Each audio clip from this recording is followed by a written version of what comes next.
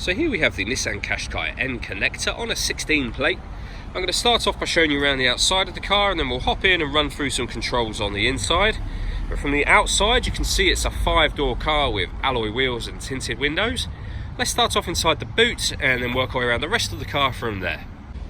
So as we approach the boot, you can see we have reversing sensors.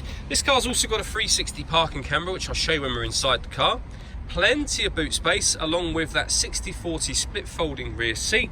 And then underneath this tray section, even more space, as you can see, and both of these trays will remove completely should you wish to do that. Okay, so we're just going to work our way back round to the front of the car, and then we'll hop in and run through some controls on the inside. But now that we've done a full circle of it, you can see it's in excellent condition the whole way around.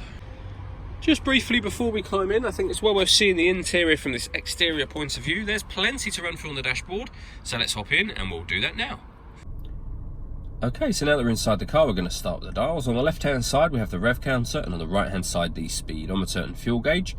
In the middle, you can see the total miles of this car are 4,867. You can change the information that's displayed above that by using buttons on the steering wheel. At the moment, you can see there's a digital readout for the speedometer. There's various other menus available, and you can work your way through all of those, and eventually you'll get back round to the beginning again, just there. If we're back out to the steering wheel, the buttons I was using just a moment ago are these ones here, beneath which we've got stereo controls, and on the right hand side we have both cruise control and speed limiter. Over in the centre here is where you would, amongst other things, pair your phone. It's also where you'll find your music. So firstly, with regards to the radio, you can see we have FM already. We've got AM and DAB digital radio as well. If you want to listen to your own music, you can do that via the CD player.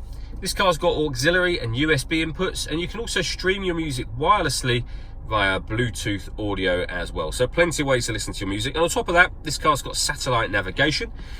You can also see the 360-degree parking camera that I mentioned before. So we've got the reverse camera there with guidelines showing you what direction the car is headed in relation to the image you see on the screen.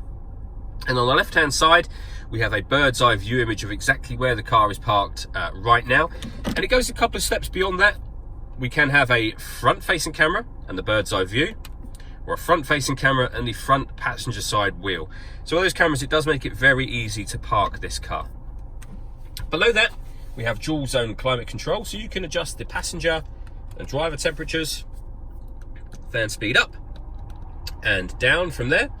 You can determine where you'd like the air to be distributed. The air conditioning is on when that light shows, so off, back on again. Or you can hit auto, and the car will now maintain those temperatures by taking full control of the fan speed for you. And you can override that at any point in time you wish to, simply by readjusting the fans to your own level. Underneath that, we have a 12-volt charging socket.